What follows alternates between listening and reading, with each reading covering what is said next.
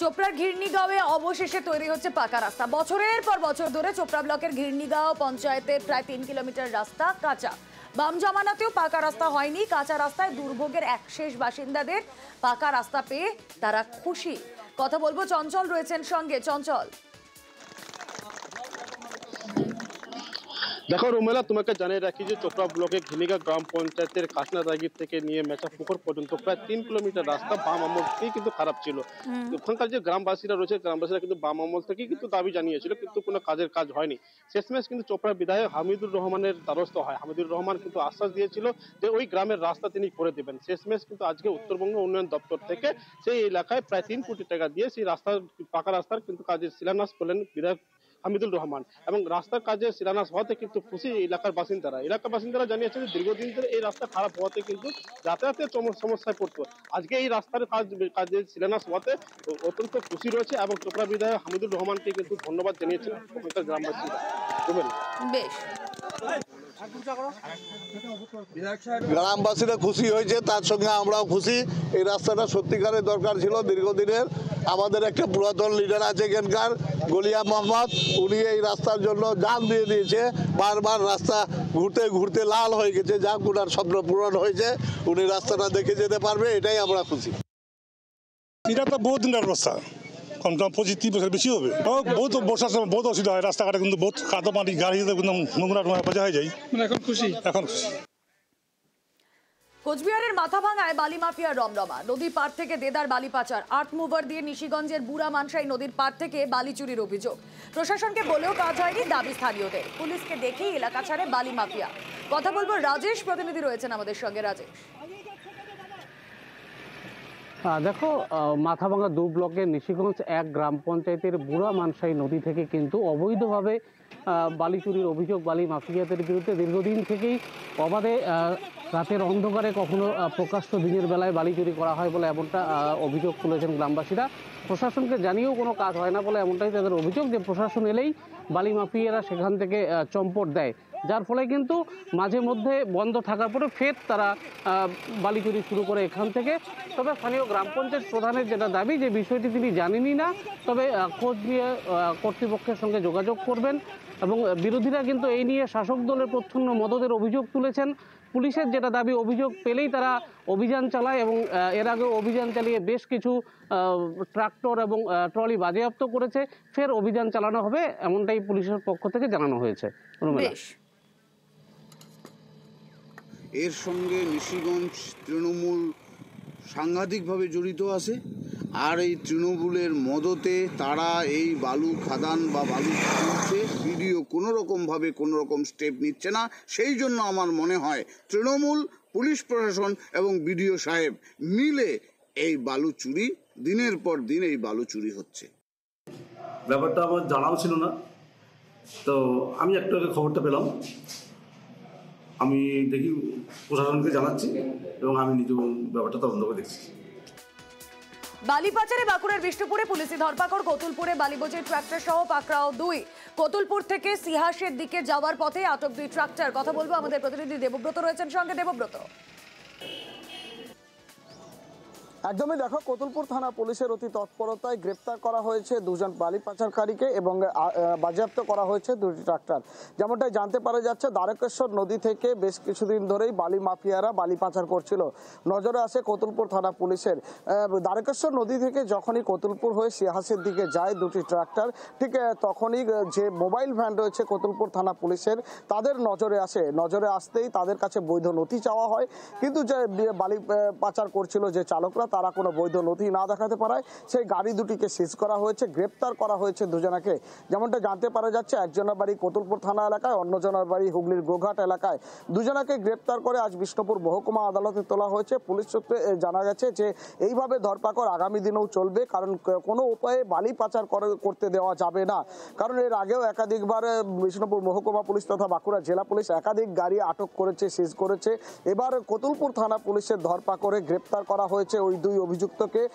যেমনটাই অভিযোগ, যে দীর্ঘদিন ধরে এই কাজ করে আসছিল, অবশেষে পুলিশের জালে পড়লো তারা এবং অতি তৎপরতার সাথেই তাদেরকে গ্রেপ্তার করা হয়েছে, আটক করা হয়েছে বালি বোঝাই ওই ট্রাক্টর দুটিকে। রুমেলা, বেশ।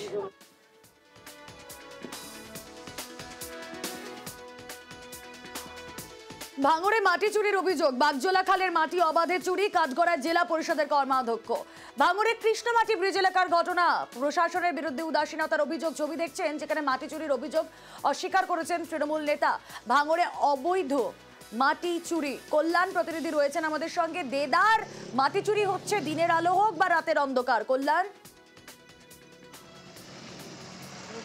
একেবারেই রুমেলা, জানিয়ে রাখি প্রথমেই এই যে যার বিরুদ্ধে অভিযোগ উঠছে মমিনুল ইসলাম, তিনি ভাঙড় 2 নম্বর পঞ্চায়েত সমিতির তিনি কর্মাধ্যক্ষ। তার বিরুদ্ধে মূলত বিরোধীরা যে অভিযোগ তুলছে যে এই বাগজোলা খাল কাটা হয়েছিল, আর খাল কেটে যে মাটি বালি যে পাশে রাখা হয়েছিল, সেই মাটি বা বালি কার্যত ব্যবহার করার কথা ছিল কোনো মন্দির, মসজিদ, গির্জা বা শিক্ষা প্রতিষ্ঠান, বিভিন্ন রকম এই সব জায়গায়। কিন্তু যে মাটি জড়ো করা রয়েছে তার ঠিক পিছনেই কিন্তু একটি পেট্রোল পাম্প হচ্ছে এই মমিনুল ইসলাম অর্থাৎ এই তৃণমূল নেতার। আর সেই পেট্রোল পাম্পের সামনে যে সমস্ত মাটির পাহাড় ছিল, সেই মাটির পাহাড় কেটে সে কিন্তু নিজের কাজে ব্যবহার করছে বলে অভিযোগ তুলছে বিরোধীরা। যদিও মমিনুল ইসলামের দাবি যে সরকারি মাটি আমি সরকারি জায়গাতেই রাখছি, তবে এই ক্ষেত্রে কিন্তু বিরোধীরা প্রশ্ন তুলছে যে যদি মাটি সরকারি হবে তাহলে সরকারি জায়গায় সরকারই ফেলবে, কেন মমিনুল ইসলাম নিজে দায়িত্ব নিয়ে এই মাটি ফেলবে? ফলে এই মাটি চুরির কিন্তু অভিযোগ উঠছে মমিনুলের বিরুদ্ধে। এই ঘটনা নিয়ে সোচ্চার হচ্ছে বিরোধীরা, যদিও এই বিষয় নিয়ে যথেষ্ট উদাসীন প্রশাসনের যে সমস্ত আধিকারিকরা রয়েছে তারা, কারণ রাতের অন্ধকারে বা দিনের বেলা যেভাবে এই মাটি চুরির কাজ চলছে তা প্রশাসনের নজরে আসছে না বলেই কিন্তু বিরোধীরা দাবি করছে। রুমেলা, বেশ। যে মাটিটা চুরি হচ্ছে এটা খালকাটার মাটি, এটা সরকারের প্রপার্টি, এটা পার্সোনালি কেউ নিতে পারে না। এই মাটি বেশিরভাগ ক্ষেত্রে কোনো ধর্মীয় প্রতিষ্ঠান এবং স্কুল কলেজের কাজে ইউজ হয়। কিন্তু এই তৃণমূল নেতার ওখানে একটা পেট্রোল পাম্প করেছে, তার সামনে প্রায় 1.5 বিঘে একটা জায়গা ভেস্টেড ল্যান্ড পড়ে আছে। ওই মাটি চুরি করে ওই ভেস্টেড ল্যান্ডে ফেলে উনি উঁচু করছেন এবং ওনার পেট্রোল পাম্পে যাওয়ার ব্যবস্থা করছেন। আমি তো মাটি কিনলে কোথায় সরকারি মাটি নিচ্ছে এখান থেকে? মাটি তো আমি নিয়ে আসতে চাই বাউনঘাটা থেকে কিনে, সরকারি মাটি কোথায় এখানে নিচ্ছি?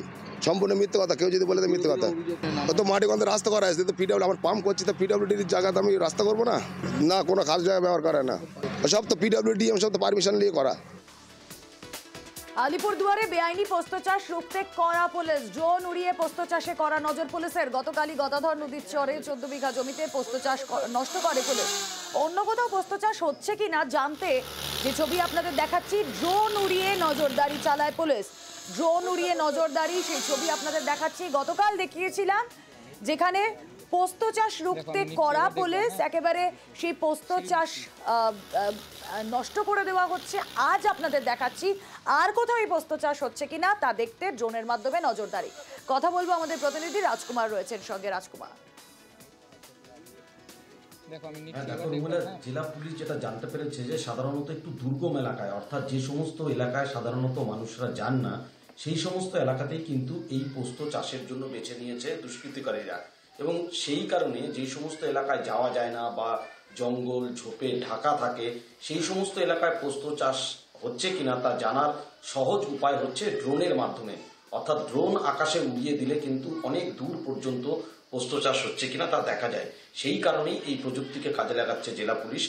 রীতিমতো একেবারে ড্রোন উড়িয়ে দিয়ে গদাধর নদীর বিস্তীর্ণ এলাকার যে চর এলাকা, সেই চর এলাকায় নজরদারি চালানো হচ্ছে। যদিও আর নতুন কোনো এলাকা কিন্তু পোস্ত চাষ হচ্ছে বলে জানা যায়নি। বেশ,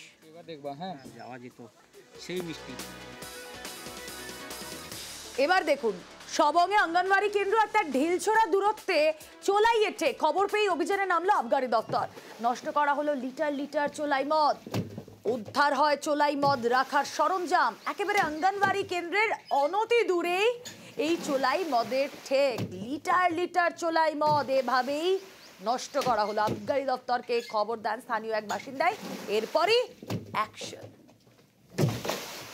দিগ্বিজয় প্রতিনিধি রয়েছেন আমাদের সঙ্গে। দিগ্বিজয়, অঙ্গনওয়াড়ি কেন্দ্রের সামনেই এই চোলাইয়ের ঠেক এতদিন ধরেই বা চলছিল কি করে?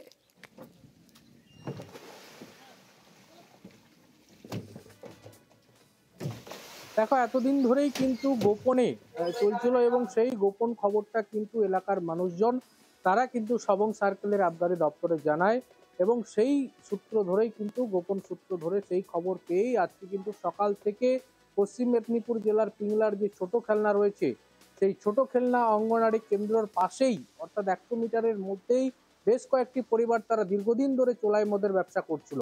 সেখানে কিন্তু অভিযান চালায় সবং সার্কেলের আবগারি দপ্তর। প্রচুর চোলাই মদ উদ্ধার হয়, চোলার মদ তৈরির সরঞ্জাম উদ্ধার হয়। পাশাপাশি সারাদিন পিংলা ব্লকের ছোট খেলনা, বড় খেলনা সহ বেশ কয়েকটি জায়গায় অভিযান চালিয়ে প্রায় 150 লিটার চোলাই মদ এবং 2000 লিটার চোলাই মদ তৈরির সরঞ্জাম উদ্ধার করে সবং সার্কেলের আবগারি দপ্তর, এবং এই ধরনের অভিযান আগামী দিনেও চলবে বলে আবগারি দপ্তর সূত্রে জানানো হয়েছে। বেশ, রাখছে আপনারা জানেননি? বাবা সত্যিই জানেনি। রাত্রিবেলা যদি ওটা করে কি করে বুঝবে বলুন? কি করে বুঝবে বলুন? ওরা তো রাত ভিড় তৈরি করছে। ওদের বাড়ি থেকেও তো বাচ্চা আসছে, যাদের হচ্ছে তাদের বাড়ি থেকেও বাচ্চা আসছে। ওই তো সামনে কত বাচ্চা আসছে। তো আপনারা বলার পরেও মানছে না?